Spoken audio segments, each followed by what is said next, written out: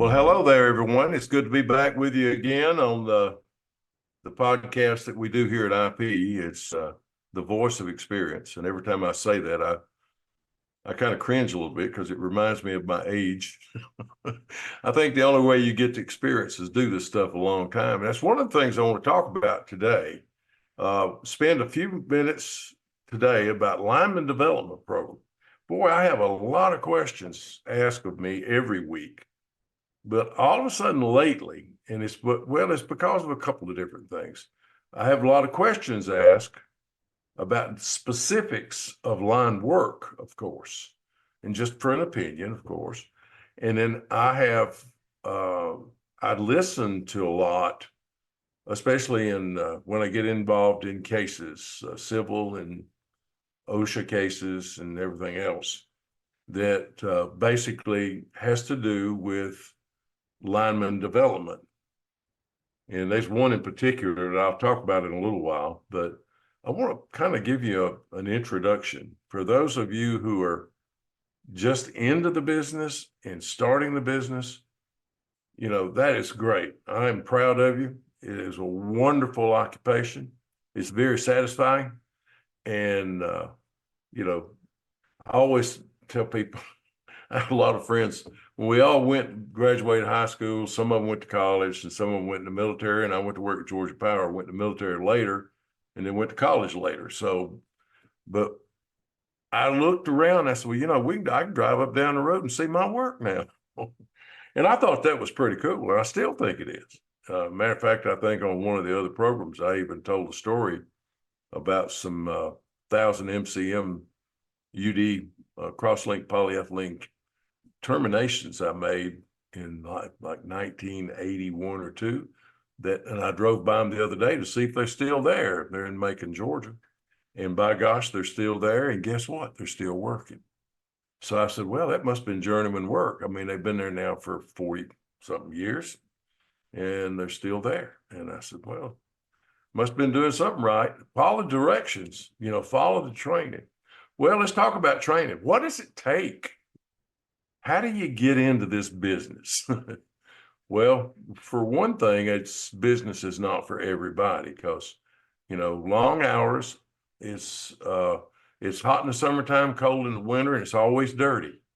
It's one of my little short descriptions I used to use all the time to describe what we're doing. Line work in general. Now, I did have a friend of mine, Larry Peterson. He was the cleanest lineman I've ever met. He could work all day long and never get his clothes dirty. And I never could figure that out. So how do you do that? Because my nickname back in the day was Dirty Dan because I was on the underground crew and I looked like I'd been playing in a mud hole all day when I got through because a lot of those underground jobs, especially in wetlands, it was not a very nice place to be. So, why do you want to do something like this? Well, it's a combination of a lot of things. It's the satisfaction of knowing you can do something that most people don't even want to do. Everybody says, well, I'm afraid of electricity. No, I don't. I'm not afraid of electricity. I understand electricity, but I respect it. And I know and I tell people all the time doing, low voltage arc flash programs and high voltage, I said, it's very, very predictable because you can't deny science and physics, but it's very unforgiving if you make mistakes. That's the thing that we really need to listen to when we're talking about this, about how to develop ourselves. So let's look into, and there's an article I've written, Kate has it now, and basically she is, I think, reviewing and editing, and she's doing her magic, and it'll probably be in the next edition. This time with Nick and I, when we do these podcasts, we try to follow the article with it. This time we're leading the article with the podcast, which is okay, to kind of give you a preview of what you're going to see. And it is limited, in the article because I only have a certain section in that book that I can put an article in, but I usually fill it up, and this one I did fill it up because it was actually a little over. So I don't know what she's going to do to it. But let's talk a little bit about lineman development programs. Now, there's in my, and I'll use my experience because it's,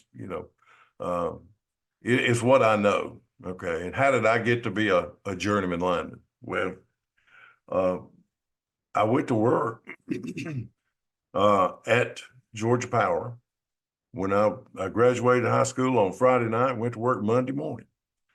At that time, I was a helper because we didn't, you made apprentice after you were an equipment operator. You started in as a laborer or a helper. In my world, in Macon, Georgia, where I went to work, I started as a helper on a line crew. I was a gopher, go for this and go for that. Look for a sky hook or a wire stretcher. They used to run me crazy, but that's part of learning. That goes along with inline work, the greatest fraternity that can ever be. And it becomes a family once you get out there and you start doing this work for sure.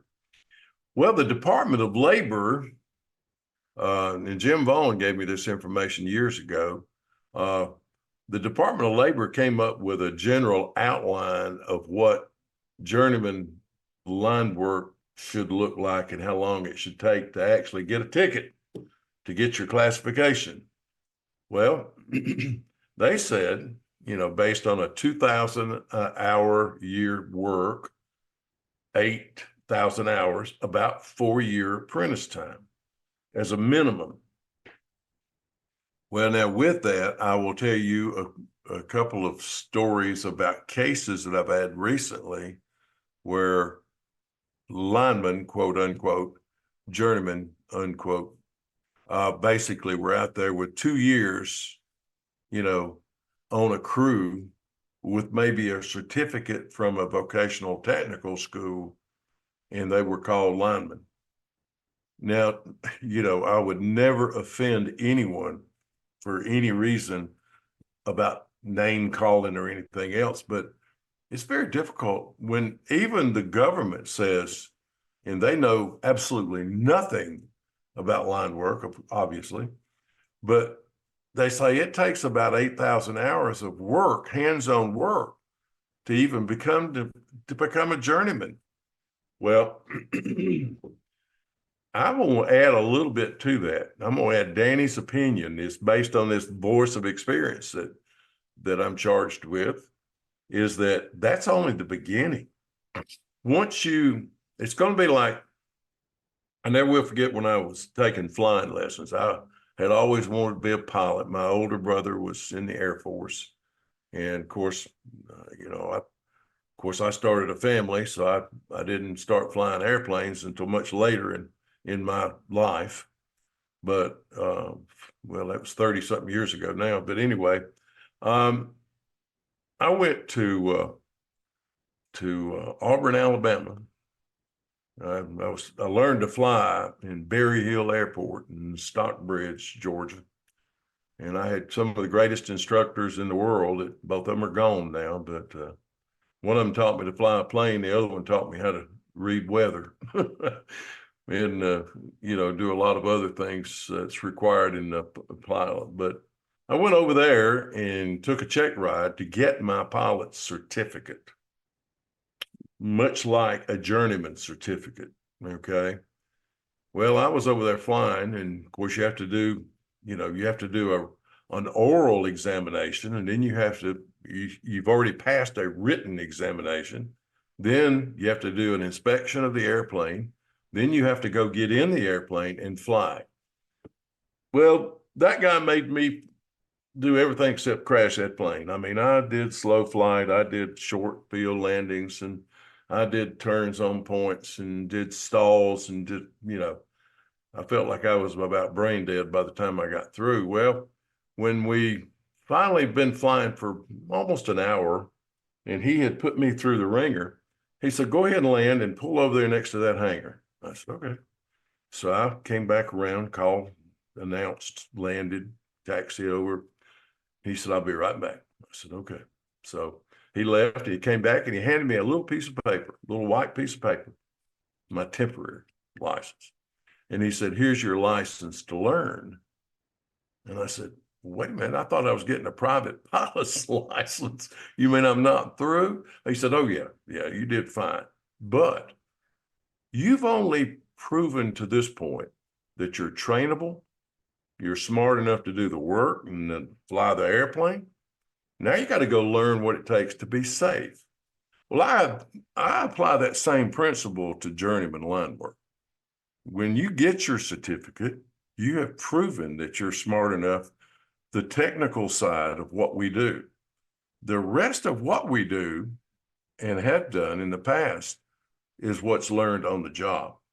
And that's really, really important. And I say this for a simple point to make.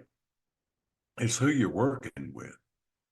I read a lot of articles and listen to a lot of podcasts, and I listen to where people's gotten hurt and having near misses and all of their experiences, just like what I'm restating right now, which is great. But some folks have some really good folks to work with, but yet there's some folks like Vince Bond called me the other day. And I'm going through this little town, he said. And he said, I look up and here's this line crew doing work.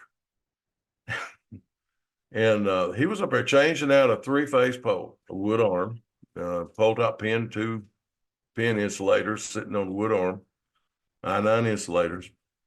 And he had 2 guts and didn't even have a blanket up there. He would move those 2 guts from phase to phase as he moved. Now think about that for a minute.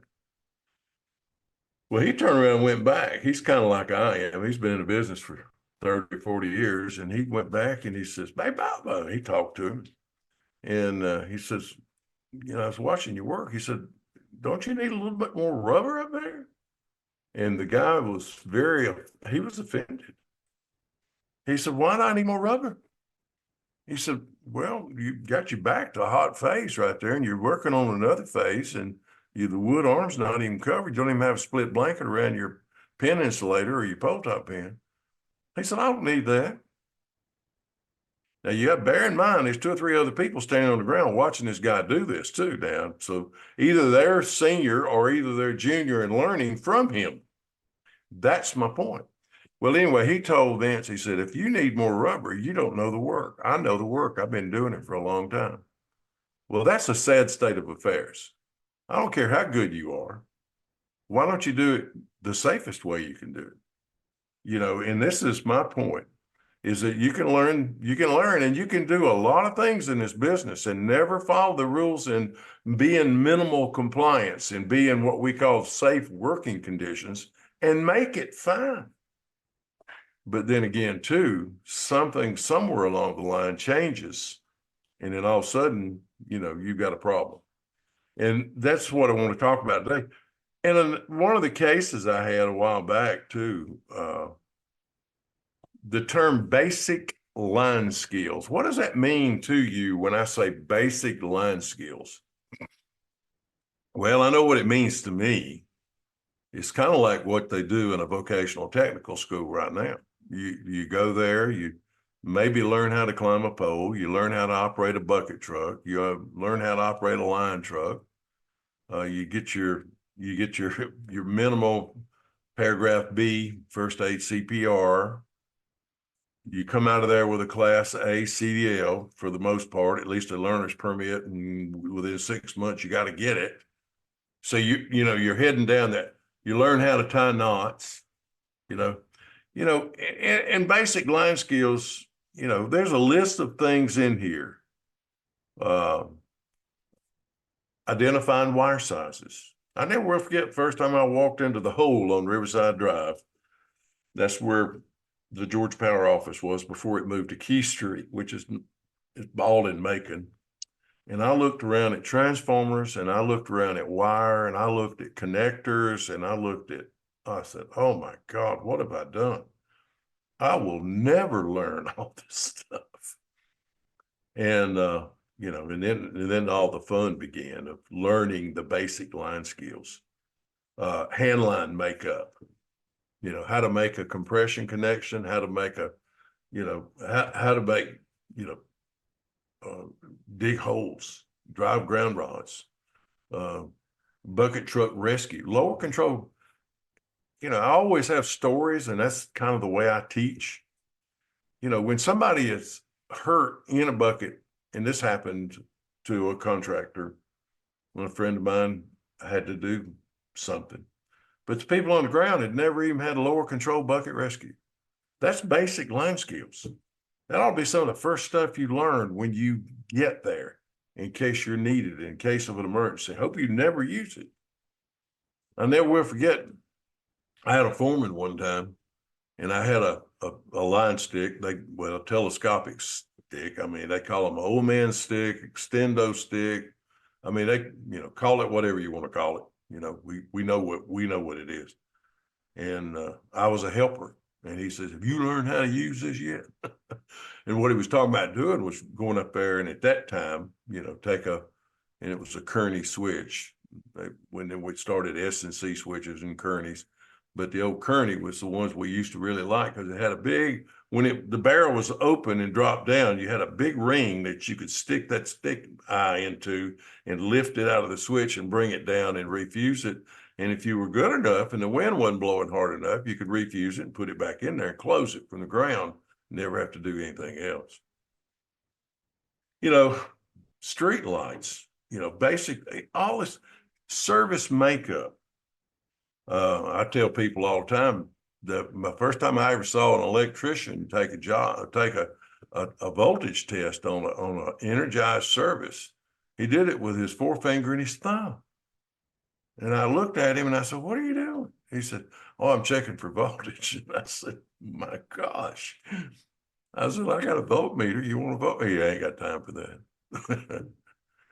Yeah, learning to do the right thing is really good, Other things in there, work area traffic control, MUTCD, 2-3 year. If you're in Florida, it's 3. Everybody else, MUTCD, TD, manual and uniform traffic control devices.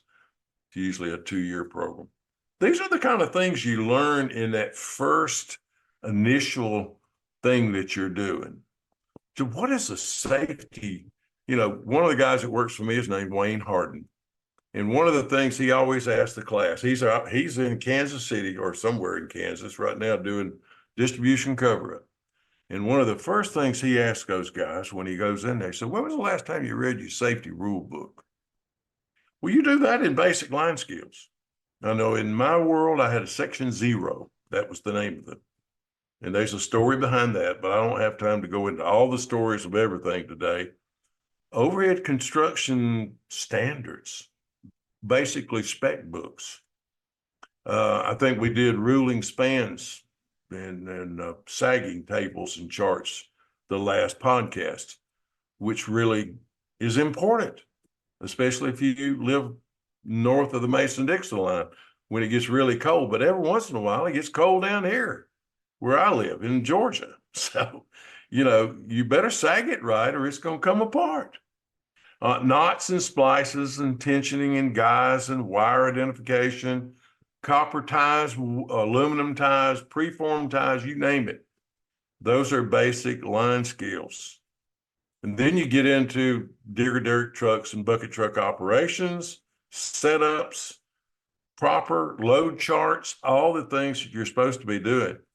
Anchors, of course, everybody today has an anchor wrench, to go on the digger derrick truck. And of course, when they introduced me to my cousin, to my kin folks, as they called it, the first time I ever used it. And that was to put an anchor down. This was a bust anchor, not a screw anchor. And it was basically on the side of a hill to where you couldn't get the truck up to it.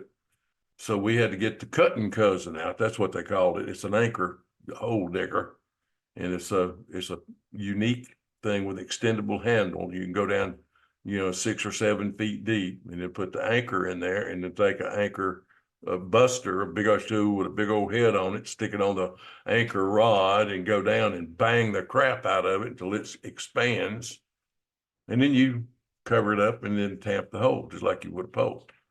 That was some That was basic line skills, at least one of them. And just simple things like driving trucks.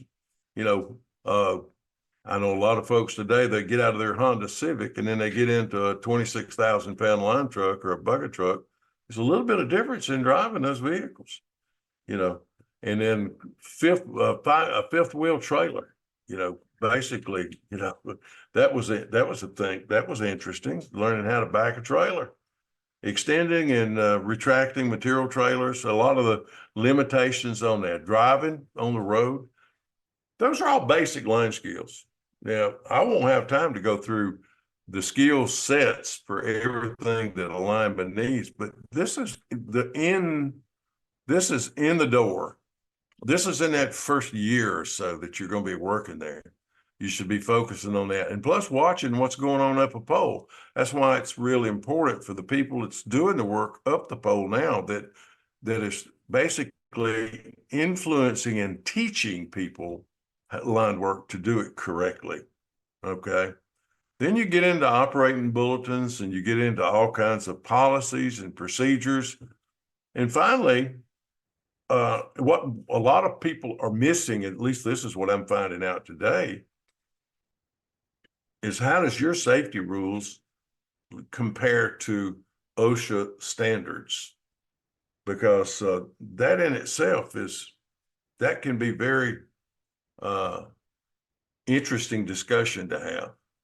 Because when you look at the OSHA standards and regulations as minimal, safe, acceptable work procedures, and to be in compliance, it means you're legal. That's all it really means. Does it mean that you're doing it as safe as you can? No, it does not. Do we need to add a lot of stuff to it? It depends on what's in your safety rule book. But to work strictly, if you follow the regulations, you can always add more and be safer doing it. Always remember that. Well, I don't have time to do that. That's what I hear. But do you have time to have an accident? Do you have time to go to the burn center? Or do you have time to die? But like I said, it's very predictable, but it's very unforgiving. This business we're in doesn't care. It is science and physics. It has not changed since Ben flew the kite. Okay. There's all kinds of systems to learn, whether you got a Y system or a multi-grounded Y system. I got one customer that's got a 5-conductor multi-grounded Y system. Okay. And then I've got other customers that has a single conductor earth and ground return Y system. So there's a lot of things to learn about different types of systems. There's one regulation that's there for everyone. That's why regulations are so difficult to really comprehend and understand, especially when you're not used to reading them. It's taken me years. I love to read them now because there's an intent to a regulation, not just, OSHA regulations don't tell us how to do anything. They just tell us what and why we should do it. The hows are found in the ANSI, the ASTM, the IEEE, the NPA 70E, NESC, all these consensus standards, those are referenced in OSHA, when to test your gloves and blankets and things of that nature. Well, later on, you kind of focus on overhead stuff at the very beginning, and then comes underground. And then basically there's a whole new challenge there because now then you can't see everything you need to see. So you have to test and verify everything. There's a lot of accidents occur out there with people reading a tag on a cable and saying, well, that's where it comes or goes. No, that just means the pen wrote that day. That's all that means. That because people make mistakes, things happen, cables get cut, they get put back together, the switching occurs, it might not go where that tag says it goes. And you have to test and verify. Never, never, ever, when you're learning when you're coming into this business, never trust anything that's written down. Test and verify everything. And it's really hard, and I don't want to make it sound too bad, but when somebody tells you something, you still need to test and verify. have cases that I've had to go and give opinions in where an individual, a journeyman, was injured because somebody told him something, he believed it, did not follow the rules and regulations, didn't test and verify, and he wound up getting seriously injured and even killed. Well, that's one reason I still do this business, or I'm still in it right now, is because I'd like to spend the rest of the time that I'm able to help. If you want to help, if you want the help, because I really enjoy sharing what I've learned in the 55 years I've been doing this stuff, to where maybe you won't have trouble and you won't get hurt. And if you listen, I guarantee you, you won't have the troubles. Okay. Well, later on in the advanced training, and I'm going to go through this quickly because I'm probably running out of time here. Now we got to start reading prints, and we got to start looking at different equipment, and you're going to get into substations, then you're going to get into bank building and, open Delta banks and closed Delta banks, and then Delta systems. And you got a lot of different things in there to learn. But one of the things that basically will challenge you as much as you can be challenged is troubleshooting. You ever get to the point to where, well, we had basically a opportunity to where we had time to spend on what we call cut-in, cut-out wagon, or a trouble truck, service truck. And when we were on that, basically that was an opportunity, because we run into all kinds of issues there that basically we had to figure out on our own. And then every once in a while, we would be blue slipped from apprentice lineman to journeyman, and I'd be on that cut-in trouble truck by myself with a brand new apprentice that knew less than I did, and then I would even be more challenged. But I can tell you, and I think most of the people listen to this, they'll tell you that an open neutral on a service will give you as much heartache as anything to try to run a case of trouble and find out what it is. Blinking lights call, trouble, single phasing. I could tell you some stories, and I may do this later on another podcast, about how things can be done that will confuse you. When I know what's going on out here, I've been doing this 5 or 6 years. Well, trust me, my brother and sister, because you're going to get challenged to where you'll have things happen that you won't quite understand at first. And what you need to do is stop, take a step back, and rethink everything you've known and figure out what's going on. I could tell you one case of trouble that I ran one time, and I found out what it was. And it was one of those things like, he really didn't do this. And this was a journeyman lineman that had more time in the business than I did. And he left a situation that caused single phasing. But I won't go into that now. But it just basically had an underground feedback into an overhead system. Nobody lost lights, but everything was on one phase. And it was a 3-phase line. So anybody that had a bank of transformers was single phasing. It was really interesting.